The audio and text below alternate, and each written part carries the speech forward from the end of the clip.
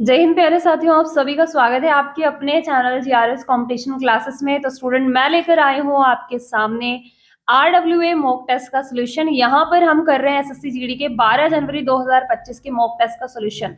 प्यारे साथियों, ये क्लास आपके लिए यूजफुल होने वाली है।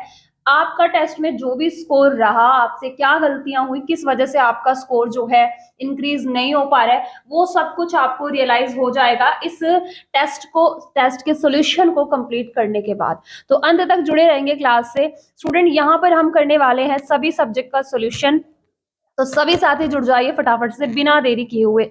इसमें आपके 4 सब्जेक्ट होते हैं: general intelligence, general awareness, quantitative aptitude और हिंदी। तो सभी सब्जेक्ट को हम यहाँ पर कवर करने वाले हैं, तो बिना देरी किए हुए आप लोग जुड़ जाएं और अपने दोस्तों तक भी इस क्लास को शेयर कर देंगे। सबसे पहले आपके सामने क्वेश्चन आता है हिंदी का, और हिंदी का पहला क्वेश्चन क्या कहता है देख लेते हैं। निम्नलिखित वाक्य में उस वाक्यांश को पहचानिए जिसमें अशुद्धियां हैं, यदि कोई गलती नहीं है तो कोई त्रुटि नहीं है का चुनाव कीजिए। निबंध लिखने में जो सबसे महत्वपूर्ण बात ध्यान में रखनी होती है वह यह है कि आपको विषय को भटकाने में बचना है। आपको विषय को भटकाने में बचना है। यहाँ कुछ अटपटा सा लग रहा है ना आपको, तो आप कहेंगे इस तरह से होता है आपका जो है वाक्य। निबंध लिखने में जो सबसे महत्वपूर्ण बात ध्यान में रखनी है वह यह है कि आपको विषय के भटकने से बचना है, या विषय को भटकाने से बचना है। यहाँ पर त्रुटि हुई है स्टूडेंट, इसमें थोड़ी सी गलती हुई है, ठीक है। विषय से भटकने से बचना है, यहाँ पर से होता और यहाँ भटकाने की जगह भटकने होता, तब आपका वाक्य सही होता। तो यहीं पर त्रुटि है, तो राइट आंसर आपका ऑप्शन सी हो जाएगा। अगला क्वेश्चन, क्वेश्चन नंबर 2, सही वर्तनी वाले शब्द का चयन करें। परिणति की आपको जो है सही वर्तनी चुननी है। अब याद रखना, परिणति में हमेशा अणा में जो है याद रखना, अणा जरूर आना है। अब जिसमें नहीं है उसे हटा दो लो, ये नहीं हो सकता, और ऋषि वाला र नहीं आएगा, ये भी हट गया। अब ता में आने वाली है छोटी ई की मात्रा, यहाँ बड़ी ई की मात्रा है, ठीक है। लास्ट में जो ता है यहाँ बड़ी ई है, इसलिए ये हट जाएगा। राइट आंसर आपका ऑप्शन जो है बी हो जाएगा। जब उसका उच्चारण करें तो आप ध्यान रखें कि किस तरह से आप उच्चारण कर रहे हैं, उसी के अनुरूप मात्रा भी होंगी। तो आपका ऑप्शन बी सही है। अगला क्वेश्चन, क्वेश्चन नंबर 3, दिए गए वाक्य का वह भाग ज्ञात करें जिसमें कोई त्रुटि है। ईश्वर के अनेकों रूप हैं जिसे मानव नहीं जानता। अब एक का मतलब तो एक होता है, एक से ज्यादा के लिए ही तो हम स्टूडेंट अनेक यूज करते हैं। अब अनेक का मतलब एक से ज्यादा होता है, तो ओ लगाने की क्या जरूरत है भाई उस पर। तो आप कहेंगे जो ये शब्द लिखा है ना अनेकों, यही गड़बड़ कर रहा है भाई। तो ईश्वर के जो लिखा है ये तो ठीक है, तो ये हमारा आंसर नहीं है। जिसे भी ठीक लिखा है, मानव नहीं जानता भी सही लिखी है वर्तनी, तो वर्तनी किसकी गलत है, अनेकों की गलत है। सही होना चाहिए था ईश्वर के अनेक रूप हैं, ठीक है। तो राइट आंसर आपका ऑप्शन बी हुआ। अगला क्वेश्चन, क्वेश्चन नंबर 4, निम्नलिखित प्रश्नों में 4 विकल्प में से उस विकल्प का चयन करें जो कोष्ठक में दिए गए शब्द के तद्भव रूप का सही विकल्प हो। तद्भव रूप जो है बताएं जरा यहाँ पर कौन सा है। हमें हमेशा सबकी अच्छाई देखनी चाहिए, उनके अवगुण नहीं। तत्सम से जो बना है शब्द, मतलब परिवर्तित होकर, रूप परिवर्तित होकर तद्भव बनता है। अवगुण का ही आपको तद्भव भरना है, जो कोष्ठक में दे रखा है उसी का तद्भव भरना है। अवगुण का मतलब शब्द नहीं होता, आचरण भी नहीं होता, बात भी नहीं होता, यानी अवगुण होता है। हमें हमेशा सबकी अच्छाई देखनी चाहिए, उनके अवगुण नहीं। अवगुण का मतलब उसकी बुराई, ठीक है, यानी उनके अंदर के दोष। तो राइट आंसर क्या, अवगुण हो जाएगा, ऑप्शन डी। अगला क्वेश्चन, क्वेश्चन नंबर 5, संकीर्ण शब्द का जो है विलोम आपको चुनना है। संकीर्ण का मतलब भैया छोटा, संकरा। अब यहाँ पर उत्तीर्ण तो नहीं होगा विलोम, और संकुचन भी नहीं होगा, संकुचित भी नहीं होगा, ये दोनों तो पर्याय हो गए। तो राइट आंसर क्या हो जाएगा, विलोम पूछा है, विस्तीर्ण हो जाएगा, यानी बड़ा करके, फैलाव करके। तो राइट आंसर आपका ऑप्शन डी। अगला क्वेश्चन, क्वेश्चन नंबर 6, निम्नलिखित में से किस वाक्य में निजी के सही पर्यायवाची शब्द का प्रयोग हुआ है। निजी का पर्याय कौन सा हो सकता है। आज प्रत्येक व्यक्ति व्यक्तिगत लाभ के पीछे दौड़ रहा है। विनय अत्यंत सभ्य है। राघव सामाजिक कार्यों में रुचि लेता है। इस प्रकार के कार्यों से ही देश का सर्वांगीण विकास होगा। अब ढूंढ लो, निजी का मतलब मेरा खुद का, स्वयं का, व्यक्तिगत, और यही हो सकता है इसके लिए पर्याय। तो व्यक्तिगत राइट आंसर हो जाएगा आपका ऑप्शन जो है ए। ऑप्शन ए स्टूडेंट यहाँ पर राइट है, जिसमें कि ये लिखा है व्यक्तिगत, ठीक है। इस तरह से आपका ये राइट है। अगला क्वेश्चन, क्वेश्चन नंबर 7, दिए गए शब्द का समानार्थी शब्द बताइए। हिरन का समानार्थी क्या होगा, जल्दी से बता दें। गज, दादुर, केसरी, मृग। गज का मतलब तो भैया हाथी होता है, और दादुर का मतलब होता है मेंढक, और केसरी का मतलब होता है शेर। तो हिरन तो नहीं है ये सब, मृग कहते हैं हिरन को। राइट आंसर आपका ऑप्शन जो है डी हो गया। अगला क्वेश्चन, क्वेश्चन नंबर 8, दिए गए वाक्य के लिए सार्थक शब्द को चुने। भाप के कारण होने वाला अंधेरा। भाप के कारण अंधेरा जो होगा उसे बूंद तो बिल्कुल नहीं कहेंगे। अब जो अंधेरा भाप के कारण हो रहा है उसे अंधियारा भी नहीं कहेंगे, ना उसे हम रात कहेंगे। भाप के कारण जो अंधेरा होता है उसे हम कहते हैं धुंध। तो राइट आंसर आपका ऑप्शन सी हो जाएगा। अगला क्वेश्चन, क्वेश्चन नंबर 9, उस विकल्प का चयन करें जो दिए गए मुहावरे के अर्थ को दर्शाता है। उल्टे पांव लौटना। उल्टे पांव लौटना मुहावरे का अर्थ बताओ जरा जल्दी से। असंभव कार्य करना, निराश होकर लौटना, दोषी ठहराना, सही दिशा में लौटना। अब जब सही दिशा में जा रहे हो तो उल्टा क्यों बोल रहा है, ये भी गलत हो गया। दोषी ठहराना भी नहीं होगा, असंभव कार्य करना नहीं हो सकता भाई, क्योंकि यहाँ लौटने की बात हो रही है। जब उल्टे पांव आप लौट रहे हैं यानी निराश होकर लौट रहे हैं। राइट आंसर आपका ऑप्शन बी हो जाएगा। अगला क्वेश्चन, क्वेश्चन नंबर आपका 10, मैं तुम्हारे डैश भविष्य की कामना करता हूं। कैसे भविष्य की कामना होगी, शुद्ध रूप चुनना है। शुद्ध रूप चुनना है वाक्य में। उज्जवल भविष्य की कामना होगी। उज्जवल की वर्तनी बताओ जरा, ये तो नहीं होती। पूरा जा भी नहीं आता, और जहां पर पूरा जा है उसे तो हटा ही दो। दो जा आते हैं उज्जवल में, दोनों आधे अधूरे होते हैं। तो राइट आंसर आपका ऑप्शन सी। इस उज्जवल शब्द पर ना स्टार मार्क कर लो स्टूडेंट, ये ना बहुत बार पूछा गया है, हर एग्जाम में लगभग पूछा जाता है। क्वेश्चन नंबर 11, वाक्य में रिक्त स्थान की पूर्ति उपयुक्त शब्द द्वारा कीजिए। परीक्षा के दिन तक उसने एक डैश नहीं पढ़ा था, एक कहानी नहीं पढ़ा था। क्या वाक्य ऐसा नहीं लग रहा गलत बोल रहे हो, एक पुस्तक नहीं पढ़ा था। अब पुस्तक के साथ पढ़ी थी लगना चाहिए ना, तो यहाँ तो ये भी गलत हो गया, पढ़ा था लिखा है। एक हिंदी नहीं पढ़ा था, ये भी गलत हो गया। तो राइट आंसर एक अक्षर नहीं पढ़ा था, आपका ऑप्शन डी। इस वाक्य को ना पूरा करके पढ़कर देखा करो कि उचित लग रहा है या नहीं लग रहा है। अगला क्वेश्चन, क्वेश्चन नंबर 12, ऐसे साहित्य के रचयिता अधिक मात्रा में व्याप्त हैं। वाक्य के रेखांकित भाग को उचित विकल्प चुनकर प्रतिस्थापित करें। अगर आप हिंदी ठीक से पढ़ चुके हैं तो स्टूडेंट आपको पता होना चाहिए मात्रा तब लगता है जब किसी चीज को आप गिन ना सके। जितने भी रचयिता हैं चाहे वो कितने ही हो संख्या में, हम उन्हें गिन सकते हैं। मात्रा तो भैया लिक्विड चीज के लिए लगाएंगे ना हम, दूध पानी छाछ के लिए थोड़ी, दूध पानी छाछ के लिए लगेगी, व्यक्ति के लिए थोड़ी लगेगी मात्रा। तो यहाँ जो मात्रा है वो हटा दो, जहां जहां मात्रा है इसे हटा दो, ये आपका आंसर नहीं हो सकता। अब व्याप्त है नहीं बोला जाएगा, विद्यमान है यानी मौजूद है, अधिक संख्या में विद्यमान है, ये राइट हो जाएगा। यहाँ व्याप्त लिखा है इस वजह से ये गलत हो गया। ऐसे साहित्य के रचयिता अधिक संख्या में विद्यमान है, ये होगा आपका सही वाक्य। राइट आंसर आपका ऑप्शन सी। अगला क्वेश्चन, क्वेश्चन नंबर 13, स्टूडेंट इस क्लास को अगर आपको पसंद आ रही है तो क्लास को लाइक शेयर करते जाइए, अपने दोस्तों तक पहुंचा दीजिए क्लास को। दिए गए वाक्य में रेखांकित खंड को प्रतिस्थापित करने के लिए सबसे उपयुक्त विकल्प का चयन करें। यदि इसे प्रतिस्थापित करने की आवश्यकता नहीं है तो विकल्प किसी बदलाव नहीं है कि आवश्यकता का आप चयन करें। यहाँ पर आपको वाक्य दिया गया है, रावण वध के दिन अनेक लोग ने रामलीला देखी। देखो यहीं पर लग गई गलती, लोग ने नहीं भाई, लोग एक से ज्यादा हो रहे हैं। लोगों ने रामलीला देखी, अनेक लोग, इसे भी हटा दो, किसी बदलाव की आवश्यकता नहीं है, ये तो हट गया क्योंकि मैंने कहा बदलाव होगा। रामलीला देखें, लोगों ने रामलीला देखें, ये तो गलत लग रहा है, यहाँ देखें की वजह से गलती हो रही है। तो यहाँ पर क्या हो जाएगा, अनेक लोगों ने रामलीला देखी।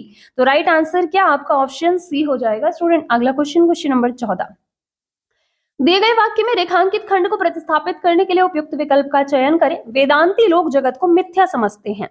मिथ्या का मतलब क्या होता है, आपको इसकी जगह ये भरना है। मिथ्या का मतलब भाई झूठ होता है, भंगुर नहीं होगा, अस्थिर नहीं होगा। अब झूठ बोला है तो सत्य भी नहीं होगा, असत्य होगा स्टूडेंट, यानी इसका ही आपको जो है पर्याय चुनना था। ठीक है, तो राइट आंसर आपका ऑप्शन सी हो जाएगा, बिल्कुल सही जवाब। अगला क्वेश्चन, क्वेश्चन नंबर 15, दिए गए वाक्य में प्रयुक्त गलत विभक्ति, विभक्ति मतलब जो चिन्ह होते हैं वाक्य को जोड़ने का काम कर रहे होते हैं, उनको आपको चुनना है। अब आपको सही विभक्ति वाला जो है चिन्ह चुनना है, गलत वाले को हटाना है। छुट्टियों में सभी बच्चों का अपने मम्मी पापा के साथ घूमने जाने का कार्यक्रम बना लिया। सभी बच्चों का कार्यक्रम बना लिया, सभी बच्चों ने कार्यक्रम बना लिया, ऐसा होना चाहिए। तो से हटा दो, द्वारा हटा दो, पर हटा दो, ऐसे होगा वाक्य। छुट्टियों में सभी बच्चों ने अपने मम्मी पापा के साथ घूमने जाने का कार्यक्रम बना लिया। तो यहाँ पर का की जगह लगेगा ने, और ने राइट आंसर हो जाएगा आपका ऑप्शन ए। अगला क्वेश्चन, क्वेश्चन नंबर आपका 16। अब स्टूडेंट ये एक गद्यांश है, बहुत छोटा सा गद्यांश है, आसानी से आप इसे भर सकते हैं। हमारे समाज में अनेक डैश हैं। 5-7 वर्ष की बालिकाओं का डैश 60-70 साल के डैश के साथ कर दिया जाता है। दूसरी कुप्रथा डैश, जिसे भारत की सरकार ने कानून के द्वारा डैश घोषित कर दिया है। तो स्टूडेंट देखो, यहाँ पर कुप्रथा का जिक्र हो रहा है। अब जब कुप्रथा का जिक्र है तो हमारा आंसर जो ऑप्शन ए ऑप्शन होने वाला है, यानी 1 वाले के लिए जो होने वाला है, वो भी कुप्रथा से जुड़ा हुआ ही होगा। हमारे समाज में अनेक क्या है? रीतियां नीतियां नहीं, प्रथाएं नीतियां नहीं, सुप्रथाएं तो अच्छी प्रथा होगी ना भैया। 5-7 वर्ष की बालिका का विवाह जो है 60-70 साल के व्यक्ति से कर रहा है, तो ये कुप्रथा और कुरीतियां हैं, ऐसा होते आया भारतीय समाज में। तो भाई सी तो एकदम सही जवाब यहाँ पर। हमारे समाज में अनेक कुप्रथाएं और कुरीतियां हैं। अगला क्वेश्चन, कु जहां लग रहा है मतलब बुरी प्रथा है, बुरी रीतियां हैं। 5-7 वर्ष की बालिकाओं का डैश 60-70 साल के डैश के साथ कर दिया जाता है। क्या कर दिया जाता है 5-7 वर्ष की बालिकाओं का? बंधन नहीं, कर्ण छेदन मतलब कान छेदना नहीं, कन्यादान या विवाह, तो विवाह उचित हो जाएगा यहाँ पर आपका ऑप्शन सी। 5-7 वर्ष की बालिकाओं का विवाह 60-70 साल के डैश के साथ कर दिया जाता है। किसके साथ कर दिया जाता है, यहां आप भरोगे। रिक्त स्थान नंबर 3 के लिए 60-70 साल का बालक तो नहीं होगा, प्रौढ़ भी नहीं होगा स्टूडेंट वो, और ना ही वो युवा है, तो वो क्या है भैया? वृद्ध है। हमारे दादा नाना की उम्र का हो गया भैया, 60-70 साल तो हो गई उम्र, फिर क्या कहेंगे उसे हम? बूढ़ा या फिर कहेंगे वृद्ध। तो राइट आंसर आपका ऑप्शन जो है डी हो गया। ठीक है, ऑप्शन डी एकदम सही है। अगला, अब यहां पर देखेंगे चौथे वाले में भरना। दूसरी कुप्रथा डैश है। एक तो हो गई भैया बालिका का विवाह बूढ़ों के साथ हो रहा है, दूसरी कुप्रथा क्या है? विधवा विवाह, जातीयता, अस्पृश्यता या स्वच्छता। विधवा विवाह होना तो अच्छी बात है, ये कुप्रथा नहीं है। अब स्वच्छता है तो कुप्रथा कैसे हो गई? ये भी गलत है। जातीयता जो है कुप्रथा हो सकती है, या अस्पृश्यता कुप्रथा है? तो स्टूडेंट अस्पृश्यता कुप्रथा। अस्पृश्यता मतलब होता है किसी व्यक्ति के साथ छुआछूत व्यवहार रखना, हीन व्यवहार रखना, कि हाँ उसे छू लिया तो अपवित्र हो गए हम, ऐसी भावना रखना, तो ये अस्पृश्यता है। ठीक है, दूसरी कुप्रथा क्या? अस्पृश्यता है, जिसे भारत सरकार ने कानून के द्वारा डैश घोषित कर दिया है। अगले में देखेंगे क्या घोषित कर दिया है। अस्पृश्यता अगर मैंने यहां पर भरा है अस्पृश्यता स्टूडेंट, तो मैं क्या कहूंगी? दूसरी कुप्रथा अस्पृश्यता है, जिसे भारत की सरकार ने कानून के द्वारा क्या घोषित कर दिया है? बताइए जरा। कानून के द्वारा, कानूनी घोषित थोड़ी करा अस्पृश्यता को। भारत सरकार ने अनुच्छेद 17 में जो है अस्पृश्यता को निषेध करार किया है। ठीक है, अब निषेध का मतलब क्या? निष्प्रभावी तो नहीं है, अस्पृश्य भी नहीं है, अवैध हो जाएगा। अवैध राइट आंसर हो जाएगा स्टूडेंट, अवैध घोषित कर दिया है भैया। यानी ये वैधानिक रूप से सही नहीं है अगर किसी के साथ आप छुआछूत का व्यवहार रख रहे हैं तो। ठीक है, यानी इसे अवैध घोषित कर दिया। अनुच्छेद 17 में जो है अस्पृश्यता के अंत की बात की भारत सरकार ने, ये सब आपको मालूम है, पॉलिटी में आपने पढ़ा हुआ है। चलो अब आगे आपका जो है टॉपिक शुरू होता है, कौन सा वाला भाई? जीके का पोर्शन शुरू होता है, जनरल अवेयरनेस का। और यहाँ पर देखेंगे कि किस प्रकार के क्वेश्चंस हैं और किस तरह आप उनका आंसर कर सकते हैं। निम्नलिखित में से किसने गिटार को हिंदुस्तानी शास्त्रीय संगीत के वाद्य के रूप में प्रसिद्ध किया? यहाँ पर गिटार की बात हो रही है, जल्दी बता दो। पंडित शिव कुमार शर्मा का संबंध गिटार से नहीं है।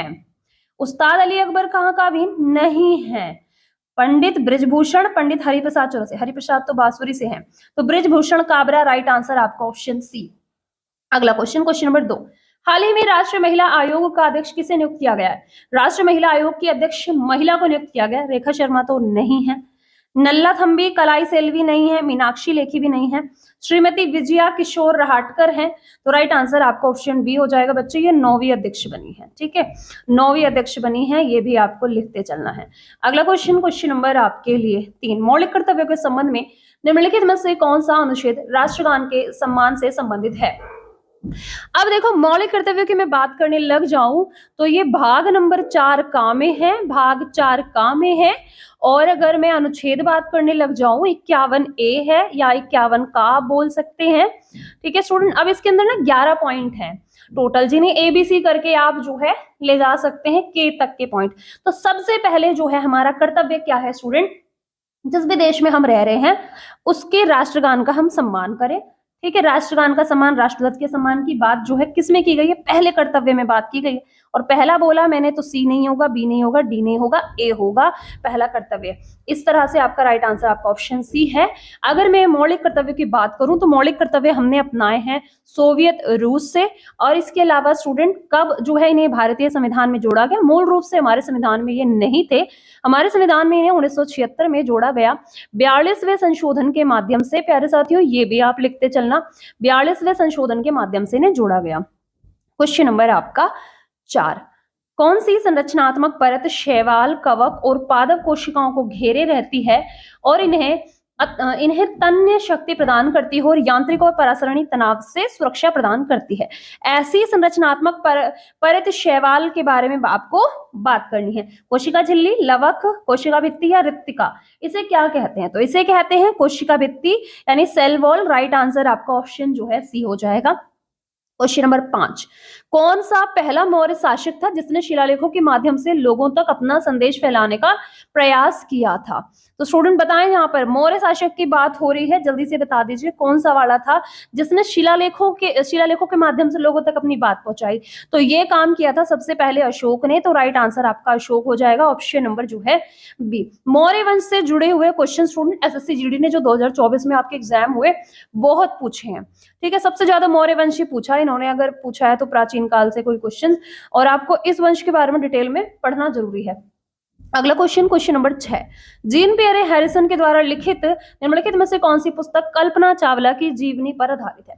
कल्पना चावला के बच्चे ये कौन है? पति हैं। ठीक है, अब ये अपनी पत्नी के बारे में जो है इनकी पूरी जीवनी लिखते हैं, किस प्रकार से जो है इनका जीवन रहा, शुरुआती जीवन कहाँ था। ये भारत के करनाल हरियाणा से संबंध रखती हैं कल्पना चावला, और बाद में अमेरिका की नागरिकता ले लेती हैं। तो भाई ये एक अंतरिक्ष यात्री थी, इनके बारे में लिखा इनके पति जीन पियरे हैरिसन ने, और पुस्तक का नाम आपसे पूछ रहा है the age of time, sleeping on Jupiter, the sense of an ending, the luminaries. तो राइट आंसर है the age of time. Right answer आपका ऑप्शन ए हो जाएगा। अगला क्वेश्चन, क्वेश्चन नंबर 7, हाल ही में बंगाल की खाड़ी में बने चक्रवाती तूफान को दाना नाम किस देश ने दिया? दाना जो है स्टूडेंट ये अरबी भाषा का शब्द है। ठीक है, ये लिखो फटाफट से, अरबी शब्द है ये, यहाँ पर लिखो मैं, अरबी भाषा का शब्द है। ठीक है, अरबी भाषा का शब्द है स्टूडेंट ये। अब बांग्लादेश तो अरबी नहीं बोलेगा, मालदीव भी नहीं बोलेगा, जल्दी से बता दो कतर या सऊदी अरब, आपका आंसर क्या हो जाएगा स्टूडेंट? तो आप कहेंगे ये नाम दिया था कतर ने, और इस शब्द का अर्थ क्या है भाई? इस शब्द का अर्थ, दाना का अर्थ होता है उदारता, उदारता इसका शाब्दिक अर्थ होता है हिंदी में। तो कतर ने ये नाम दिया है दाना, और राइट आंसर आपका ऑप्शन ए हो जाएगा कतर। अगला क्वेश्चन, क्वेश्चन नंबर 8, पॉल कुट डैश राज्य में मनाए जाने वाले सभी त्योहारों में सबसे बड़ा है। अब ये कूट या कुट नाम के जो त्योहार होते हैं आपको मालूम है, चापचार कूट हो गया, थालफांग कूट हो गया, ये सब कहाँ होते हैं? मिजोरम में हमने पढ़े हैं। तो गोवा नहीं, केरल नहीं, मेघालय नहीं, राइट आंसर मिजोरम हो जाएगा। स्टूडेंट जो पॉल कुट वाला आपका ये पॉल कुट वाला जो त्योहार है ना, ये क्या है? फसल उत्सव है। लिखो जल्दी से, फसल उत्सव है। जैसे अपने यहाँ पर होली मनाते हैं ना हम बड़ी धूमधाम से रंगों के साथ, ऐसे ही ये त्योहार यहाँ पर मनाया जाता है मिजोरम में। फसल उत्सव है और ये फरवरी महीने के एंड में मनाया जाता है, फरवरी के अंत में मनाया जाता है स्टूडेंट। ये जो इनका वार्षिक है ना, किसानों के लिए विशेष रूप से जो त्योहार है, ये किसानों का त्योहार है, जिसे आप कह सकते हो कि फसल उत्सव है स्टूडेंट। ये कृषि वर्ष के अंत के रूप में मनाया जाता है। लिखो, कृषि वर्ष के अंत के रूप में मनाया जाता है फरवरी महीने में, ये भी आपको याद रखना है। अगला क्वेश्चन, क्वेश्चन नंबर 9, पानीपत का पहला युद्ध बाबर और डैश के बीच हुआ। भैया पानीपत का पहला युद्ध बच्चे को पता है, बताओ जरा जल्दी से। इब्राहिम लोदी और बाबर के बीच हुआ था। अगर जो है तिथि पूछने लग जा भैया कब हुआ था, 21 अप्रैल को हुआ था, और वर्ष कौन सा था? 1526। इसके बाद ही मुगलों का प्रवेश हो जाता है भारत में, ये बात भी आपको याद रखनी है। और इससे पहले सल्तनत काल था, यानी लोदियों का शासन रहा, ठीक मुगलों से पहले, और फिर यहीं से जो है मुगल वंश की नींव डल जाती है। अगला क्वेश्चन, क्वेश्चन नंबर 10, IMF और विश्व बैंक का गठन 1944 में हुआ, उनका मुख्यालय किस शहर में है? यानी हेडक्वार्टर पूछ रहा है कहां पर है, न्यूयॉर्क में, जिनेवा में, वॉशिंगटन डीसी या वियना? तो राइट आंसर क्या है भाई? Washington DC. वॉशिंगटन डीसी में जो है इनका मुख्यालय है या कहीं हेडक्वार्टर है। क्वेश्चन 11, परमाणु क्रमांक को निरूपित करने के लिए हेनरी मोसले ने किस प्रतीक का उपयोग किया? हेनरी मोसले ने जो प्रतीक चिन्ह उपयोग किया वो था Z। अब Z तो इसमें नहीं है, इसमें नहीं है, ऑप्शन नंबर डी में है, ऑप्शन डी राइट आंसर हो जाएगा। अगला क्वेश्चन स्टूडेंट, अगला क्वेश्चन नंबर आपका 12, भारत की जनगणना 2011 के अनुसार दशकीय जनसंख्या वृद्धि दर कितनी है? स्टूडेंट एक बात तो आपको बताते चलो, बहुत सारे बच्चे ऐसे होंगे कि जो ये सोच रहे होंगे कि मैम इतनी जल्दी सोल्यूशन आप क्यों दे रहे हैं, तो मैं आपको बताते चलूं टेस्ट की जो टाइमिंग है मॉर्निंग में वो बहुत सुबह में है, और हम ये सोल्यूशन आपको इसलिए दे रहे हैं, ऐसे बहुत सारे बच्चे हैं जो इस एग्जाम को फर्स्ट टाइम देंगे, ऐसे बहुत सारे बच्चे हैं जो फर्स्ट टाइम देंगे। आपको भले ही सोल्यूशन मिल जाता है, चैनल पर प्रोवाइड हो जाता है जब आप टेस्ट कर लेते हैं, बट आपको कुछ क्वेश्चन ऐसे होते हैं समझ नहीं आता आपने किस तरह से सॉल्व किया होगा।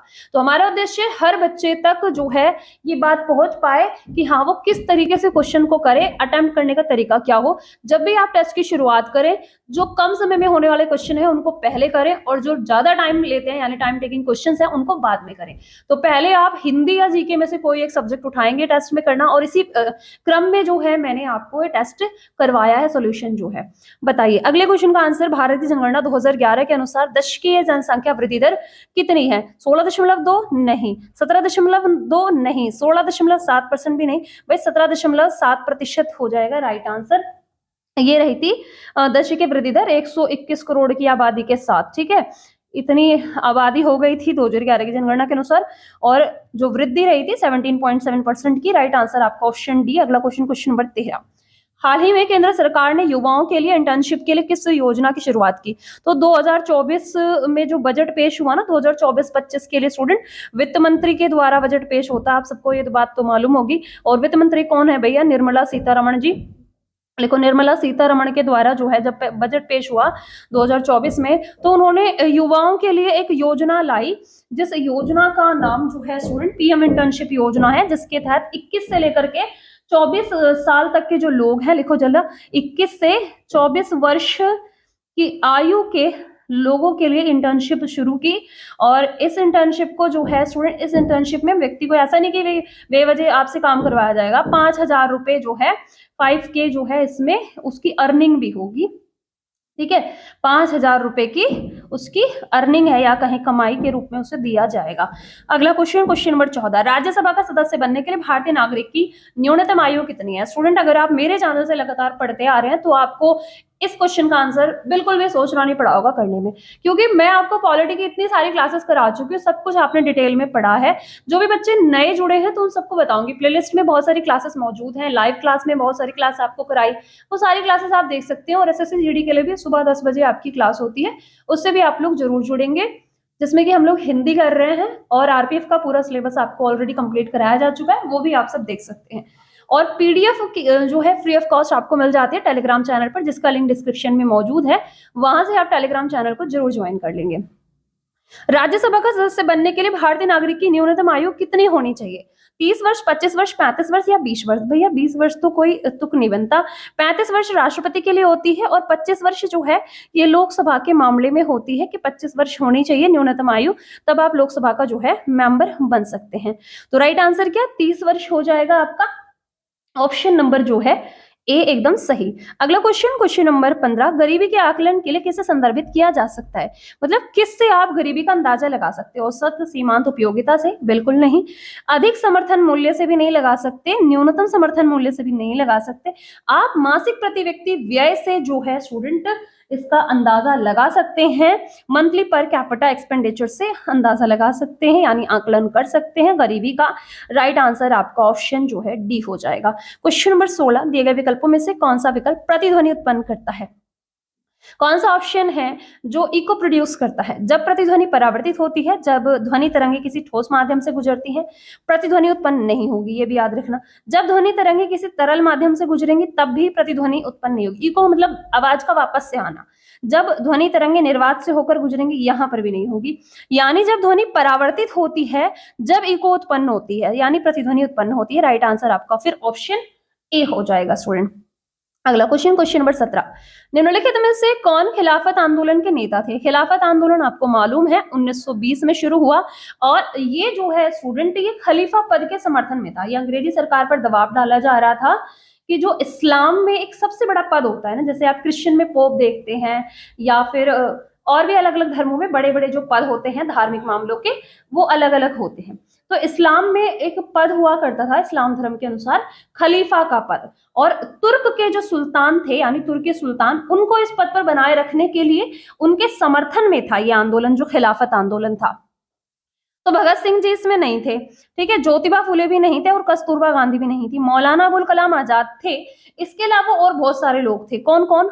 जो है मौलाना शौकत अली थे और मौलाना मोहम्मद अली भी थे इसमें, यानी मोहम्मद अली और शौकत अली का नाम तो खिलाफत आंदोलन से जुड़ा हुआ आपको मालूम ही है। इसके अलावा और कौन थे बच्चे? एक थे डॉक्टर अंसारी और एक और थे जिनका नाम था हकीम अजमल खान, ये भी शामिल थे। तो टोटल मिलाकर इतने सारे लोग थे, और जिसमें से यहाँ पर आपसे नाम पूछा कौन थे अग्रणी नेता, तो मौलाना अबुल कलाम आजाद भी थे। राइट आंसर आपका ऑप्शन जो है सी हो गया। अगला question, question number 18, 54वें Dada Saheb Phalke पुरस्कार से किसे सम्मानित किया जाएगा? तो किसे सम्मानित किया गया, यानी ये जो है अक्टूबर में मिल गया भैया, ये प्राइज अक्टूबर 2024 में, और ये मिला है मिथुन चक्रवर्ती को। राइट आंसर आपका ऑप्शन सी। अगला क्वेश्चन, क्वेश्चन नंबर 19, तवा बांध भारत में किस राज्य पर है?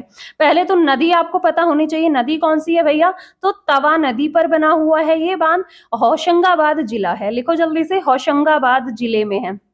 अब जल्दी से बता दो किसी को मालूम है होशंगाबाद जिला कहाँ पर है? अपने यूपी में तो नहीं है, ना राजस्थान में ये जिला और ना हरियाणा में। ये जिला है बच्चे कहाँ पर? मध्य प्रदेश में। तो राइट आंसर मध्य प्रदेश। अगला क्वेश्चन, क्वेश्चन नंबर आपका 20, दक्षिण में छोटा अंडमान निकोबार द्वीप समूह से डैश के द्वारा अलग होता है, किसके द्वारा? 8 degree channel, 10 degree channel, 60 degree channel या 9 डिग्री चैनल? तो राइट आंसर क्या है स्टूडेंट? आपका ऑप्शन जो है बी है, 10 डिग्री चैनल के द्वारा ये अलग होता है। बात करूं 8 डिग्री चैनल की, तो स्टूडेंट ये भारत और मालदीव के बीच है। 60 डिग्री चैनल जो है अमीनी द्वीप और शेष लक्षद्वीप के बीच है। अगर 9 डिग्री चैनल की बात करने लग जाए तो ये मिनिकॉय और लक्षद्वीप के बीच है। तो इस तरह से फिर यहाँ पर राइट आंसर आपका ऑप्शन बी है। और आगे देखेंगे भाई हम रीजनिंग के क्वेश्चंस, और बिना देरी किए हुए इन क्वेश्चंस को करना है। और हमेशा याद रखना, ऐसे क्वेश्चन पहले करना, चाहे वो नंबर में कोई से भी क्रम में आ रहा हो क्वेश्चन, जो आसानी से हो जाए उन्हें हमेशा पहले करने की कोशिश करना। तो उस अक्षर समूह का चयन करें जो तीसरे अक्षर समूह से उसी प्रकार संबंधित है जिस प्रकार दूसरा अक्षर समूह पहले वाले से संबंधित है। यहाँ पर ए एफ के है ना, ए एफ के पी, इसका संबंध इन्होंने बी जी एल और क्यू से बताया। ए से बी पर गया +1, एफ से जी +1, के से एल +1 और पी से क्यू +1। आपको भी यही करना है, जी एल क्यू वी, तो +1 और फिर +1, यहाँ पर भी +1 करना है स्टूडेंट आपको। जी के बाद एच आएगा, एच से आपका आंसर शुरू होगा, और यहाँ लास्ट वाले को देख लो वी के बाद डब्ल्यू, एच और डब्ल्यू से बहुत सारे ऑप्शन आ रहे हैं भैया, एच डब्ल्यू से आगे देखो, एल के तुरंत बाद एम, एच एम से शुरू और डब्ल्यू पर खत्म, और भी एम, फिर क्यू के बाद देखो जरा, क्यू के तुरंत बाद आर आना चाहिए, एच एम आर डब्ल्यू। तो राइट आंसर आपका ऑप्शन जो है ए हो जाएगा, बिल्कुल सही। अगला क्वेश्चन, क्वेश्चन नंबर आपका 2, और ये ब्लड रिलेशन का क्वेश्चन है। इस तरह के क्वेश्चंस आपको जरूर देखने को मिलेंगे, लेकिन यहाँ पर समीकरण दे रखा होता है, समीकरण करेंगे आप सॉल्व, तभी आप जो है इसे कर पाएंगे। समीकरण को लिख लेते हैं एक तरफ कहीं पर भी, r%y समीकरण लिख लेते हैं स्टूडेंट, फिर आप आसानी से कर पाएंगे। एंड d@g #m, यहां तक आपका समीकरण है, ठीक है। अब हैशटैग का मतलब क्या है? पहले वाला व्यक्ति यानी ए जो है वो बी की पुत्री है, यानी ये व्यक्ति कौन है भाई? पुत्री है।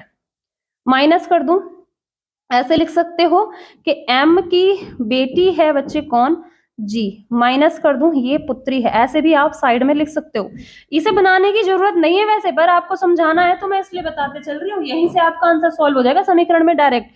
@ का मतलब है पति, @ का मतलब कौन है भाई? पति है, तो यानी जी का कौन है बच्चे? पति है। कौन भाई? डी, ठीक है। अब पति पत्नी के बीच 2 लाइन हमेशा बनानी है। एंड वाले साइन का मतलब क्या है? माता, पति की माता है वाई, ये माँ हो गई, ठीक है। पति की माँ है तो भाई ये लो वाई यहाँ आ गई, ये माइनस कर दूं और ये माँ है, ऐसे लिख लेना, पति की माँ। जी की सास हो गई यानी ये। अब देखो परसेंट वाले साइन का मतलब क्या है? भाई या बहन, भाई या फिर बहन, यानी कि वाई का कोई जो है आर नाम का या तो भाई है या तो फिर वो बहन है। इतनी बात क्लियर हुई स्टूडेंट?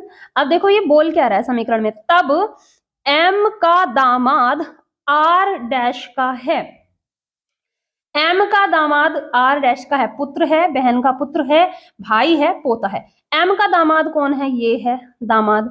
इतनी बात क्लियर हुई। यानी एम की बेटी अगर जी है और जी का पति डी है तो डी ही तो जो है इसका दामाद लगा, यहां पर ऐसे लिख सकते हो, ये हो गया दामाद।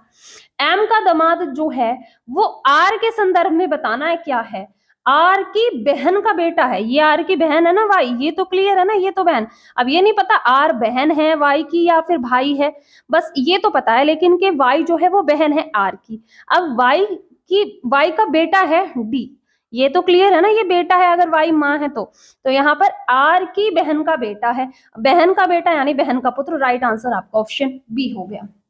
अगला क्वेश्चन, क्वेश्चन नंबर 3। 8 मित्र है, 8 मित्र हैं और ये इस क्रम में जो है स्टूडेंट बैठे हुए हैं, जो क्रम यहाँ पर आपको दिया गया P Q R S T U V और डब्ल्यू, एक वृत्ताकार मेज के इर्द गिर्द केंद्र की ओर मुंह करे हुए ये बैठे हैं। एक वृत्ताकार मेज बना दी, केंद्र की ओर इनके मुंह कर दिए। अब केंद्र की ओर बैठे हैं तो इस प्रकार से 8 लोग बैठ सकते हैं। वी आर के दाईं ओर दूसरे स्थान पर है और पी एस के बाएं ओर चौथे स्थान पर है। जिससे ज्यादा जानकारी मिले उसको पहले लिखना। पी एस के बाएं ओर चौथे स्थान पर है और टी यू के बाएं ओर तीसरे स्थान पर है, क्यू एस और टी के बीच में। तो टी का जिक्र ज्यादा बार हो रहा है, टी से शुरू कर लेते हैं। टी जो है वो यू के बाएं तीसरा है, यू के बाएं तीसरा है तो यू इधर बायां पहला, दूसरा, तीसरा, ठीक है। अब यहां हो गया टी।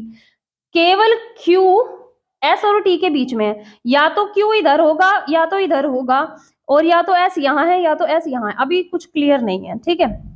पी एस के बाएं और चौथे स्थान पर है, टी यू के बाएं तीसरे स्थान पर है।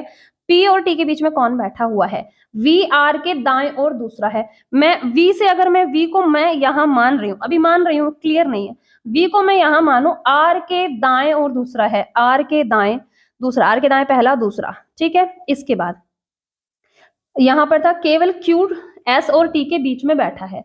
अगर मैंने क्यू को यहां माना तो एस को यहां मानना पड़ेगा, तभी तो क्यू जो है एस और टी के बीच में बैठ गया। आगे देखो जरा, पी एस के बाएं और चौथे स्थान पर है, एस के बाएं चौथा, पहला, दूसरा, तीसरा, चौथा, यहां आ जाएगा पी। अब आगे देखो जरा, एक व्यक्ति बचेगा, वो कौन है जल्दी से बता दो। पी हो गया, क्यू हो गया, आर हो गया, एस हो गया, टी हो गया, यू हो गया, वी हो गया, डब्ल्यू, डब्ल्यू यहां आ जाएगा। अब सारी शर्तें एक बार दोबारा पढ़नी है। वी आर के दाएं और दूसरे स्थान पर है, आर के दाएं दूसरा, वी बिल्कुल ठीक है। पी एस के बाएं और चौथा है, एस के बाएं चौथा, पहला, दूसरा, तीसरा, चौथा हो गया पी, ये भी ठीक है। टी यू के बाएं और तीसरे स्थान पर है, यू के बाएं तीसरा है, टी, ये भी ठीक है। केवल क्यू एस और टी के बीच में है, एस और टी के बीच में क्यू आ रहा है, ये भी ठीक है। अब एक ही व्यक्ति बच रहा था, डब्ल्यू, से हमने यहाँ बिठा दिया, यानी सारी शर्तें हो गई पूरी स्टूडेंट। अब जो भी क्वेश्चन आपसे वो पूछ रहा है आसानी से आप बना देंगे। पी और टी के बीच में कौन बैठा है? इधर से पी, इधर से टी, बीच में कौन हुआ? वी नाम का व्यक्ति हुआ, तो वी राइट आंसर हो गया स्टूडेंट। वी आपका आंसर है, यानी ऑप्शन नंबर सी एकदम से सही जवाब। अगला क्वेश्चन ये रहा, क्वेश्चन नंबर 4, और आपको एक श्रृंखला दी गई है। इस श्रृंखला में प्रश्नवाचक चिन्ह के स्थान पर जो भी संख्या आ सकती है उसको चुनना है। स्टूडेंट ये श्रृंखला दोबारा लिखने की जरूरत तो नहीं है, पर थोड़ा क्लियरली आपको समझ आए इसलिए मैं लिखकर आपको समझा दे रही हूँ। संख्या जब भी बढ़ती जा रही हो ना, तो इनके बीच कहीं ना कहीं कुछ जुड़ रहा है या तो कुछ गुणा है, पर गुणा के करीब करीब तो है नहीं, क्योंकि अगर इसका कोई गुणज करने लग जाऊं तो ये नहीं है, यानी इनके बीच कुछ जुड़ा है। 14 में से 6 जाने पर 8, यानी प्लस के हुए हैं 8 अगले क्रम में। 10 में से 4 जाने पर 6, 6 में से 5 जाने पर 1, प्लस के हुए 16 अगले क्रम में। 2 में से 0 जाने पर 2, 10 में से 7 जाने पर 3, प्लस के 32 हुए। आपको नहीं लग रहा ये आपस में दुगने हो रहे हैं? 8 का दुगना 16 और 16 का दुगना 32, तो यहाँ पे क्या होना चाहिए? 32 का दुगना 64 होना चाहिए, यानी इनके बीच का जो अंतर होगा वो क्या रहा होगा? 64 रहा होगा, यानी इसमें 2 की गुना हुई होगी ना, तो यहाँ पर 64 अंतर रहा होगा। अभी 64 का दुगना ऊपर की तरफ से मैं देखने लग जाऊं तो क्या होगा? 128 होगा, ठीक है। यानी 166 के बाद जो अगली संख्या आएगी उसमें 128 जुड़े होंगे। 6 और 8 14, इकाई अंक पे 4, इन दोनों ऑप्शन में नहीं है। 6 और 8 14 था, एक हासिल बच रहा था, ये रहा। अब 6 और 2 8 और 1 9, यहाँ आएगा 1 और 1 2, 294 आपका राइट आंसर। तो आपका राइट आंसर ऑप्शन सी हो गया। उम्मीद करती हूँ आप समझ गए होंगे। जो यहाँ पर अंतर आ रहे हैं स्टूडेंट, ये दुगने दुगने हो रहे हैं। अब दुगने दुगने हैं तो गुणा 2 ऊपर कर लो, 64 का गुणा 2 करा 128 आया। 166 में 128 को आपने जोड़ दिया तो इस क्वेश्चन मार्क वाली जगह आपको क्या मिलेगा स्टूडेंट, इस जगह 294 मिलेगा। उम्मीद करती हूँ आपको समझ आया। अगला क्वेश्चन, क्वेश्चन नंबर 5।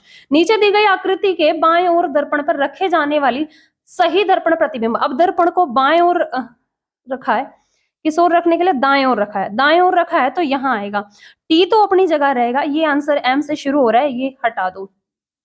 इसके बाद बच्चे क्या आएगा, एन आएगा, लेकिन एन पलट जाएगा, एन पलटकर इधर हो जाएगा। जो दाएं की चीजें थी वो बाएं और बाएं की चीजें दाएं।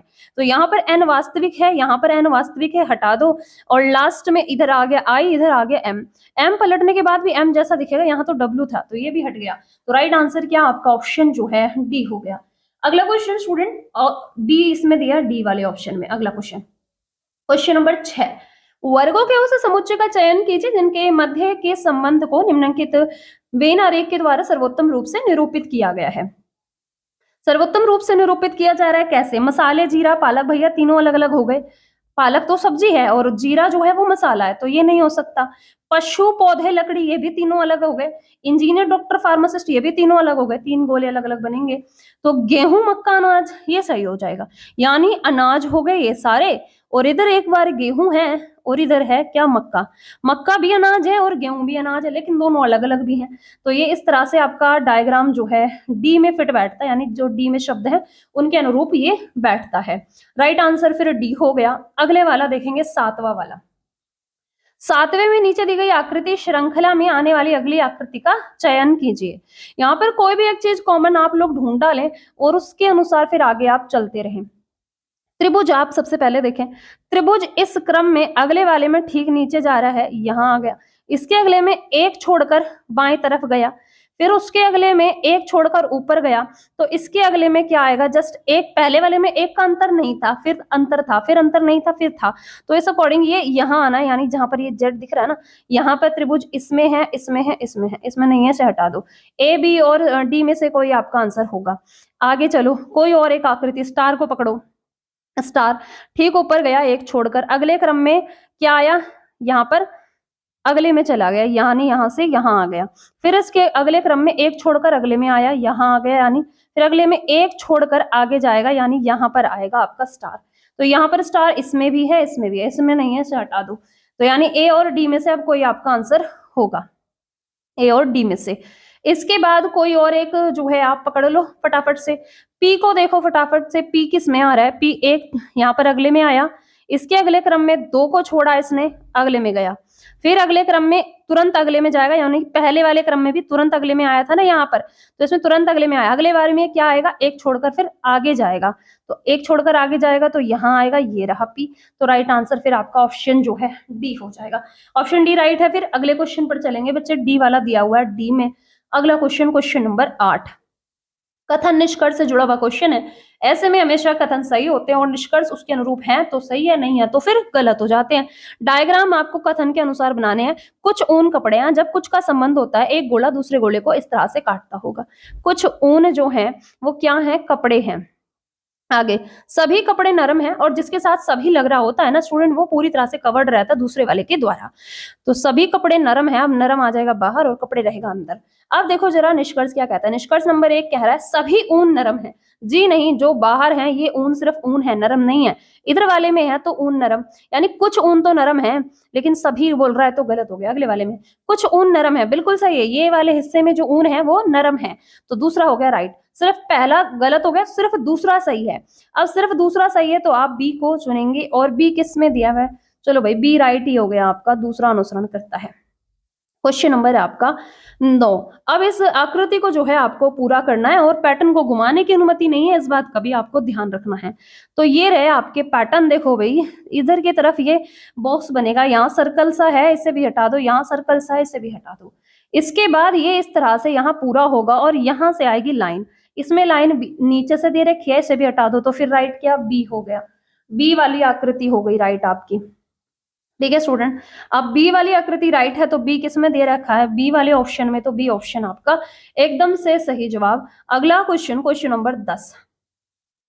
ये आपका दिशा से संबंधित क्वेश्चन है। ठीक है, डायरेक्शन वाला क्वेश्चन है, ध्यान से देखेंगे और करेंगे। जिसके संदर्भ में बता रहा है उसी बात को लिखेंगे, आगे पीछे ना करना, इन क्वेश्चन में जो भी गड़बड़ी हो जाएगी फिर इस तरह से करोगे तो। 5 व्यक्ति हैं, ABCD और E इस के घर इस प्रकार स्थित हैं। ए का घर ई के घर से बोल रहे तो ई को पहले लिखूं, ई के घर से 60 मीटर की दूरी पर स्थित है। कहां पर? उत्तर में। ये हो गया ए का घर, कहां पर है? उत्तर में। ऊ लिख के छोड़ दूं, कितने मीटर? 60 मीटर। डी का घर ई के घर से पश्चिम में 30 मीटर दूर है। ई के घर से पश्चिम में 30 मीटर की दूरी पर है। किसका घर? डी का घर। और यहां लिख दूं पश्चिम में, तो पा लिखकर फिर आगे। बी का घर सी के घर के उत्तर में 60 मीटर की दूरी पर। अभी नहीं पता सी को कहां रखूं, आगे देखो। सी का घर डी के घर के पश्चिम में, डी के घर के पश्चिम में आएगा, पश्चिम लिख दूं, कितने मीटर की दूरी पर? सी का घर डी के घर के पश्चिम में 30 मीटर की दूरी है, और यहाँ पे सी का घर है। अब देखो ये वाली लाइन आएगी, बी का घर सी के घर के उत्तर में, सी के घर का उत्तर ऊपर होगा, कितने मीटर की दूरी बोल रहा था? 60 मीटर की दूरी, और यहाँ उत्तर में ये कौन है भाई? बी है। ठीक है, अब ये क्या बोल रहा है? सारे आपने सही बना लिया पूरी तरह। अब ये क्या कह रहा है आपसे? ए के घर से बी का घर किस दिशा में? ए के घर से है, लो इस दिशा में है। इसको कौन सी दिशा बोलते हैं बच्चे? इसे बोलते हैं पश्चिम दिशा। ठीक है, पश्चिम दिशा में। बस दूरी नहीं पूछ रहा, अगर दूरी पूछता तो 60 मीटर हम बता देते, लेकिन पश्चिम दिशा है, दिशा पूछी है सिर्फ, तो दिशा राइट आंसर आपका पश्चिम दिशा, ऑप्शन नंबर सी हो जाएगा। आसानी से आपने कर लिया, यहां पर अंत हुआ था इस डायग्राम का, तो राइट आंसर ऑप्शन सी। अगला question, question number 11। Question number 11 में देखो भाई, इसमें कॉमन क्या दे रहा है ये, उसको आपको ध्यान से देखना है, जो भी कॉमन दिया हो। तो 3 से 8 पर गया, कितने जुड़े? जल्दी देखो फटाफट से। प्लस हुए 5। अगले क्रम में 8 से 15 पर गया, प्लस हुए 7। यहां पर देखो जरा, यहाँ पर 15 से 24 पर जाने के लिए प्लस के 9 हुए अगले क्रम में। यहाँ पर जो है, यहाँ पर कितने जुड़े? 11 जुड़े। तो यहाँ पर आपको क्या नहीं लग रहा कि ऐसा क्या हो रहा है, मतलब ऐसे कैसे संख्या जुड़ रही है? 5, 7, 9, 11, 2 का अंतर है इनके बीच में, प्लस का 2, इधर प्लस का 2, इधर प्लस का 2। तो यानी अगले वाली संख्या में 11 और 2 करने लग जाऊं, तो मैं 2 जोड़ने लग जाऊं, यहाँ आना चाहिए 13, यानी 35 CV, और ये 30 है ना, तो इसमें क्या जुड़ना चाहिए? 35 में जो है 13 जुड़ने चाहिए। 5 और 3 8, 3 और 1 4, 48 से आपका आंसर शुरू होगा। ये नहीं हो सकता, ये नहीं हो सकता आपका आंसर। ठीक है, अगले क्रम में जाएंगे। Z से Y -1, Y से X -1, X से W -1 और W से V -1। ठीक है, अभी V से फिर -1 करूंगी तो U आएगा, 48 के बाद U आएगा आपके आंसर में। ठीक है, यहाँ पर U है, ये है आपका आंसर हो सकता है। A नहीं होगा आपका आंसर। ये तो हो गया आंसर क्लियर, लेकिन आपको चूंकि पूरा बताना है तो मैं बताते चलूंगी भाई किस तरह से क्या होगा। 6 के बाद 12 आए होंगे, कितने जुड़े होंगे? 6। 12 में 6 जुड़े 18, 18 में 6 जुड़े 24 और 24 में 6 जुड़े ये 30। अब 30 में और 6 जोड़ना, यहाँ आना चाहिए 36। तो यहाँ पर क्या भाई, V में जो है -1 किया, ये गलती से C और दे रखा है भाई, इसे तो हटा ही लेना, ये क्वेश्चन में मिसप्रिंट है। यहाँ पर कितने जुड़े? 6 जुड़े, 36 में 6 और जोड़ देना, सॉरी 30 में 6 और जोड़ना, यहाँ 36 आएगा, तो 36 आपका खत्म हो जाएगा, 48 U 36 आपका आंसर हो जाएगा। गलती से दे रखा है वो जो C दे रखा है इसमें लिखा हुआ, तो राइट आंसर आपको ऑप्शन C है स्टूडेंट। नेक्स्ट क्वेश्चन है क्वेश्चन नंबर 12। निम्नलिखित समीकरण में कौन सी गणितीय संक्रियाएं जब क्रमिक रूप से रखी जाएंगी तो समीकरण को वो संतुलित कर सकेंगी? तो यहाँ पर जो संख्या दे रखी है उसे लिख डालो फटाफट से। 20, 4, 8, 10 और ये 5। तो ये पहले वाले में क्या कह रहा है? पहले कह रहा है भाग, फिर कह रहा है गुणा, और ये जो है बड़ा है किससे? 10 गुणा 50, 5 से। 10 गुणा 5 करूंगी मैं, ये 50 हो गया। इसको बड़ा बता रहा है, 4 से इसे काटूंगी, यहाँ पर 5 और 5 की गुणा करूंगी मैं 8 में, तो मुझे मिलेगा 40। 40 बड़ा तो नहीं है 50 से, लेकिन छोटा होता है, यानी ये गलत है, ये सो समीकरण को संतुलित नहीं कर रहा है। चिन्ह बदल लूं फटाफट से। अब चिन्ह बदल लूंगी तो यहाँ पे अगले वाले में क्या कह रहा था? इधर गुणा इधर भाग, और फिर बड़ा बता रहा है ये 10 गुणा 5 से। तो गुणा पहले भाग होगा, ये 1/2 हो गया, 1/2 की गुणा करूंगी 20 में, तो मुझे मिलेगा क्या? 10। 10 को ये बड़ा बता रहा है 50 से, बड़ा तो नहीं होता 10, तो ये भी गलत है। चलो अब अगले क्रम में देखेंगे क्या कह रहा था, चिन्ह बदल लेंगे फिर से वापस से। ये अगले क्रम में कह रहा है स्टूडेंट भाग, फिर कह रहा है गुणा, और ये छोटा है किससे, 10 गुणा 5 से। लास्ट में गुणा है तो दोनों को पहले तो फटाफट से गुणा कर लूं, ये 50 बड़ा है, इसे काटूंगी ये 5 और 5 गुणा 8 से, 5 गुणा 8 40, 40 से बड़ा ये 50 को बता रहा है, तो बिल्कुल सही बात है, यानी समीकरण संतुलित हो रहा है। तो राइट आंसर क्या आपका ऑप्शन सी हो जाएगा स्टूडेंट। अगला क्वेश्चन आपके सामने है स्टूडेंट, ये पासे से जुड़ा हुआ क्वेश्चन नंबर है 13। ठीक है, एक ही पासे के दो भिन्न स्थितियों को दर्शाया गया। रीजनिंग के प्रैक्टिस सेट आप लोग अगर करते आ रहे हैं, मैं आपको लगातार आरपीएफ के रीजनिंग के प्रैक्टिस सेट कराते आ रही हूँ, इससे पहले डिटेल में भी सिलेबस आपको मैंने आरपीएफ का पढ़ाया हुआ है स्टूडेंट। अगर आप रीजनिंग में जो है अपनी अच्छी पकड़ बनाना चाहते हैं तो सभी क्लासेस को आप देखा करो। रीजनिंग की क्लास भी आपको प्रोवाइड कराई जाती है आपके चैनल जीआरएस पर ही, और मैं आपको हमेशा पासे से जुड़े हुए क्वेश्चंस कराते वक्त ये बात बताते आई हूँ, 2 नियम याद है ना तो पासे का क्वेश्चन आप आसानी से कर लोगे, चाहे कितने ही जो है मुश्किल प्रश्न हो पासे से जुड़ा हुआ। तो यहाँ पर बोल रहा है 4 के निचले फलक पर कौन सी, जो 4 अगर निचले फलक पर है तो ऊपरी फलक पर कौन सी संख्या होगी। पासे का क्वेश्चन करने के लिए 2 नियम याद रखना है। जब भी कोई 2 अक्षर, 2 अंक, 2 चिन्ह या 2 रंग कॉमन है पासे में, तो बाकी बचे हुए एक दूसरे के विपरीत हैं और अन्य के बारे में कुछ नहीं बता सकते। दूसरा नियम ये कहता है कि जब भी कोई एक अक्षर, एक अंक या एक रंग जो है कॉमन है, तो वहां से उठा के घड़ी की दिशा में घुमाना शुरू कर दो, आपको सारे के पता चल जाएगा कौन किसके विपरीत है। तो पासा नंबर ये 1 है और ये है पासा नंबर 2, और हम इसी अनुसार अपने क्वेश्चन को हल करने वाले हैं। दोनों में कॉमन क्या है स्टूडेंट, तो जो 2 कॉमन आ रहा है, यहाँ 2 से शुरू करेंगे, यहाँ भी 2 से शुरू करेंगे। 2 के बाद घड़ी की दिशा में पहले पासे में आया 6, और 6 के बाद घड़ी की दिशा में आया स्टूडेंट क्या, 4। इसमें 2 के बाद आया 5, और 5 के बाद आया क्या, 3। तो किसके विपरीत पूछ रहा था, ये आपसे पूछ रहा था 4 के निचले फलक पर कौन होगा, 4 के निचले फलक पर 3। अब देखो जो नहीं दिख रहा ना वो उसके विपरीत होगा, यानी 2 का भी पूछने लग जाता तो आप बता देते 2 के विपरीत 1 है। ठीक है, तो 4 के विपरीत कौन है, 4 के विपरीत है 3, यानी राइट आंसर आपका ऑप्शन जो है ए हो जाएगा, बिल्कुल से सही जवाब। ठीक है, अगले क्वेश्चन पर चलेंगे स्टूडेंट। अगला क्वेश्चन ये रहा, क्वेश्चन नंबर 14। एक निश्चित कूट भाषा में रोज इज रेड को ऐसे लिख दिया है, तो यहाँ पर आप क्या देखेंगे, रोज इज रेड को टिक रिक सिक लिखा है, स्काई इज ब्लू को विक रिक फिक लिखा है, और डेंजर सिग्नल्स आर रेड को लिखा है Mick Nick tick kick.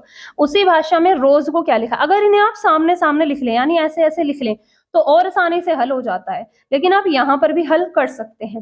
Rose is red, is किसमें है, ये पहली लाइन है, ये दूसरी लाइन है, और ये तीसरी लाइन है, बस 3 लाइनों का खेल है यहाँ पर।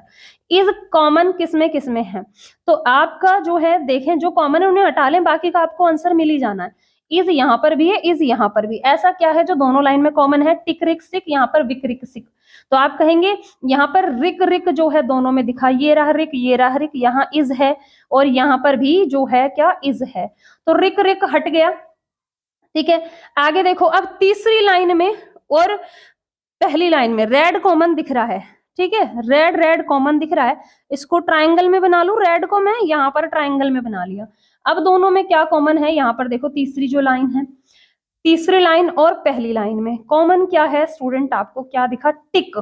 टिक यहाँ पर भी आया, दिख पा रहा है आपको, यहाँ पर थोड़ा सा इसे छोटा बना लेती हूँ, ये लो, ये रहा टिक स्टूडेंट। टिक आपका जो है इसमें भी है, टिक इसमें भी है, तो रोज के लिए बचा क्या, यानी रेड यहाँ पर भी था, रेड यहाँ पर भी था, तो रोज के लिए आपको मिलेगा क्या, सिक, SIC, जो कि किसी और में रोज नहीं है, ना पहली लाइन के अलावा दूसरी में भी नहीं है, तीसरी में भी नहीं है, तो सिक भी जो कोड है वो पहली लाइन के अलावा किसी में नहीं है, सिक आपका आंसर हो जाएगा ऑप्शन नंबर सी।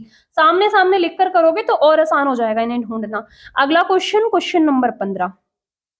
सोमवार से शुरू होकर शनिवार को समाप्त होने वाले सप्ताह के 6 दिनों में 6 नाटक ABCDE और F का मंचन किया जाता है, नहीं 6 नाटक होते हैं।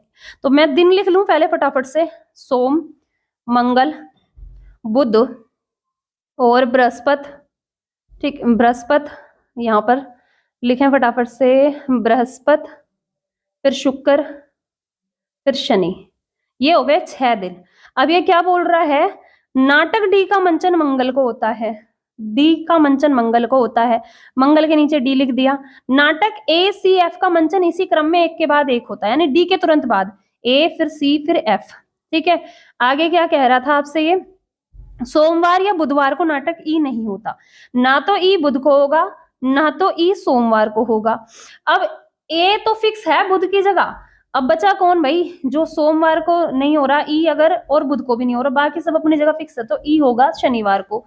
एक नाटक बचता है, कौन से वाला नाटक बचता है, बी, और बी वाला नाटक हो रहा है सोमवार को फिर। ठीक है, अब ये क्या पूछ रहा है आपसे, सोमवार और बुधवार को क्रमशः कौन से नाटकों का मंचन हो रहा है। किस किस का पूछ रहा है आपसे, पहले पूछ रहा है सोमवार का और फिर पूछ रहा है बुध का। ठीक है, सोम को हो रहा है बी और बुध को हो रहा है ए, तो बी ए आपका आंसर हो जाएगा स्टूडेंट, बी ए। बी ए कौन से में है, बी ए आपका ऑप्शन ए में है, ऑप्शन नंबर ए राइट है। इस तरह के क्वेश्चन आसानी से हो जाते हैं और आप क्या करके आते हैं, इन्हें छोड़ के आ जाते हैं। ये क्वेश्चन दिखने में बड़ा लग रहा है पर आसानी से सॉल्व हो गया। अगला क्वेश्चन, क्वेश्चन नंबर 16, किस विकल्प में निम्नलिखित शब्दों का वह क्रम दिया गया है जिस क्रम में वे अंग्रेजी शब्दकोश में आते हैं। अगर आपने अब तो डिक्शनरी आप फोन में यूज करते हैं, अगर आपने बुक वाली जो डिक्शनरी होती थी वो यूज करी है तो आसानी से आप इन क्वेश्चंस को कर पाएंगे। नहीं भी करी तो एक आसान तरीका मैं आपको बताते चल रही हूँ। देखो, जो जो कॉमन है उसे हटा लो, बी ओ सब में कॉमन है, बी ओ सब में कॉमन है। अब क्या बचता है, यहां से बच रहा है ओ, यहां से बच रहा है ए, यहां से बच रहा है टी, और यहाँ यू और यहाँ डब्ल्यू। सबसे पहले अल्फाबेट यानी ए से लेकर जेड तक का जो क्रम है, कौन सी ए बी सी डी आएगी, ओ आएगा, ए आएगा, या टी आएगा, या डब्ल्यू, या फिर यू। आप कहोगे जी ए आएगा, यानी 3 नंबर से आपका आंसर शुरू होगा स्टूडेंट, सारे ऑप्शन 3 से शुरू हो रहे हैं। ठीक है, ये तो क्लियर हो गया। आगे देखो, अब ओ टी डब्ल्यू यू, सबसे लास्ट में कौन आना चाहिए, डब्ल्यू आता है सबसे लास्ट में। 2 नंबर पर आपका आंसर खत्म होगा, ये आपका आंसर नहीं है। 3 से शुरू होकर 2 पर खत्म, यानी कि दूसरा वाला भी हटा लो। अब पहला, पांचवा और चौथे के बीच कंपटीशन है, तो यू पहले आएगा, टी पहले आएगा, या ओ। तो आप कहोगे अल्फाबेटिक ऑर्डर में तो जी ओ पहले आता है। 3 के बाद 1 से आंसर शुरू होगा, आपका आंसर हो गया ऑप्शन बी। और आगे देखने की जरूरत नहीं, लेकिन मैं आपको बता रही हूँ, सॉल्व करा रही हूँ, तो सारा कुछ बताना है। अब यहाँ बचता है कौन है, टी बचता है, और यहाँ बचता है यू। तो पहले कौन आता है एबीसीडी में, तो आप कहोगे टी। यहाँ पर 5 और यहाँ पर 4, आसानी से आप इसे कर सकते हैं। 3 1 5 4 2 आपका आंसर हो जाएगा। कई बार ना पहला और आखिरी करने से भी आपको आपका आंसर मिल जाता है, लेकिन यहाँ पर ऐसा नहीं था, पहला करा, आखिरी करा और फिर उसकी अगला करा, तो आपको आपका आंसर मिल गया। यानी 3 1 5 4 2 सही क्रम है। अगले क्वेश्चन पर चलेंगे, क्वेश्चन नंबर 17। किसी कूट भाषा में फ्लैग को ऐसे लिखा, FLAG को इसने लिखा KQFL, और उसी भाषा में ट्रक को पूछ रहा है कैसे लिखेंगे। तो देखो जरा, F आपका 6, K 11 प्लस Q हुए 5, L 12 Q 17 प्लस 5, A आपका 1 और 6 होता है F, तो यानी यहाँ पर भी प्लस 5, और G आपका 7 L 12 यानी प्लस 5। सब में 5 5 जुड़ रहे हैं, आप भी यही काम कर डालो, 5 5 जोड़ डालो इन सब में। ठीक है, आसानी से आपका जो है हल हो जाएगा। ठीक है स्टूडेंट, टी आपका 20, 20 और 5 25, यानी कि वाई। अगर आपको ए से जेड तक के सारे अल्फाबेटिक ऑर्डर याद हैं, उनके नंबर याद हैं, कौन किसके विपरीत याद है, तो इस तरह के क्वेश्चन को आप आसानी से हल कर सकते हैं। नहीं है याद तो याद कर लेना। और डिटेल वाली जो क्लास है ना ऐसे चैप्टर से जुड़ी हुई, वो मैंने आपको आरपीएफ वाली क्लास में करा रखी है, उससे जरूर देखना। रीजनिंग की जो है प्लेलिस्ट मौजूद है चैनल पर, जरूर आप लोग देख लेना। ठीक है स्टूडेंट, टी के बाद यू आएगा, फिर वाई आएगा यहाँ पर, टी यानी कि 20 और 20 और 5 25, वाई से आपका आंसर शुरू होगा, ये नहीं है, ये नहीं है। के आपका क्या है 11, 11 और 5 16, यानी कि पी पर आपका आंसर खत्म होगा। वाई से शुरू होकर पी पर खत्म, ये आर पर खत्म है, तो राइट आंसर आपका क्या, ऑप्शन डी हो गया स्टूडेंट। अगर आप एग्जाम में बैठे इतना करके आप अपना आंसर लगाया ना, ज्यादा समझदार बनने की कोशिश मत करना कि सारा करने बैठ जाओ, वहां पर जो करके आसानी से आपका आंसर हो जाए हल, वो करो बस। आर आपका 18, 18 और 5 करने लग जाओगे 23 यानी डब्ल्यू। यू आपका 21, 21 और 5 करोगे यानी 26, 26 का मतलब कि जेड। और सी आपका 3, 3 और 5 करोगे 8 यानी कि एच। ठीक है, YWZHP आपका आंसर है, ऑप्शन नंबर डी। उम्मीद करती हूँ सबको समझ आया। और अगला क्वेश्चन क्या है भाई, आपका नंबर कौन सा, 17 के बाद 18वां नंबर है ये क्वेश्चन का। उस आकृति का चयन करें जिसमें दी गई प्रश्न आकृति अंतर्निहित है। अंतर्निहित का मतलब है छुपी हुई है, घुमाने की अनुमति नहीं है, इस बात का भी ध्यान रख लेना। अब देखो जरा जल्दी से, कौन से वाले में छुपी हुई है ये डमरू जैसी आकृति, जल्दी से बता दो फटाफट से। इसमें तो नहीं है, इसमें भी नहीं है, और इसमें भी नहीं है, दिखते ही बन रही है, ये रही आकृति। ठीक है स्टूडेंट, ये रही आपकी आकृति, ये रही। किसमें दिखी, ऑप्शन नंबर डी में, तो ऑप्शन डी एकदम से सही जवाब। अगला क्वेश्चन ये रहा स्टूडेंट, क्वेश्चन नंबर 19। उस विकल्प का चयन करें जो अक्षरों के उस क्रम को दर्शाता हो जो नीचे दिए गए रिक्त स्थानों में बाएं से दाएं ओर रखने पर अक्षरों का दिया गया क्रम सही तरीके से पूरा करता हो। ये पैटर्न हमेशा, पहले चीज तो आपको पता होनी चाहिए, अगर 2-2 के बन रहे हैं, 3-3 के टुकड़े बन रहे हैं, 4-4 के या 5-5 के, कितने अक्षर हैं यहाँ पर? 3, 4, 5, 6, 7, 8, 9, 10, 11, 12, 13, 14, 15, 16। यानी जो ये टुकड़े बनने वाले हैं ना स्टूडेंट, ये टुकड़े, इन अक्षरों को आप तोड़ने लग जाओ तो 4-4 अक्षरों के टुकड़े बनेंगे। ठीक है, 1 2 3 4, 1 2 3 4, 1 2 3 4। तो यहां से आपका ऐसे पैटर्न बनना है। अब देखो फटाफट से क्या हो रहा है, आर के तुरंत बाद आ रहा है के, और यहां पर आर के बाद आ रहा है टी। तो कैसे हुआ होगा भाई? के के तुरंत बाद आ रहा है जेड, यहां पर भी के के बाद जेड, यहां पर भी के बाद जेड आ रहा है।